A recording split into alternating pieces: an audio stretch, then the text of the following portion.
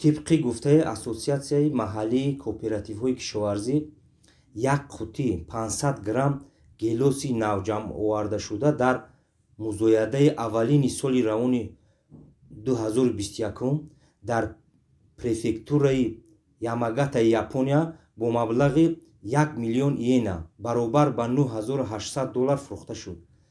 Аз ҳама қимати баландтаринро якчанд даҳу ҳосили калонҳаҷми ҳамин навъи сатонистики ташкил медод. Ин навъи гелос аз ҳама навъи пешпазак ба ҳисоб меравад. Нархи баланд аз технологияи беҳтарини парвариш доштаи он гувоҳӣ медиҳад. дарахтҳои ин навъи гелос дар зарфҳои калони махсус мерӯянд.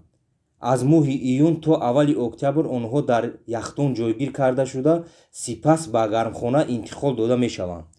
Гармхона ҳарорати рӯзона 25 ва шабона тақрибан 13 дараҷа гармӣ нигоҳ медорад. Шаҳри Тендо, ки ин навъи гелос дар он парвариш карда мешавад, ифтихор аз он дорад, ки дар Япония аввалин шуда пеш аз ҳама мева дар ин ҷо пухта мерасад.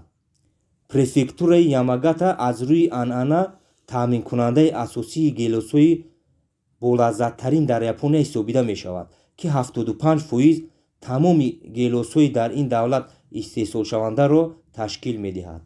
Аммо одатан меваҳои аввал дар охири баҳор ва тобистон пайдо мешаванд.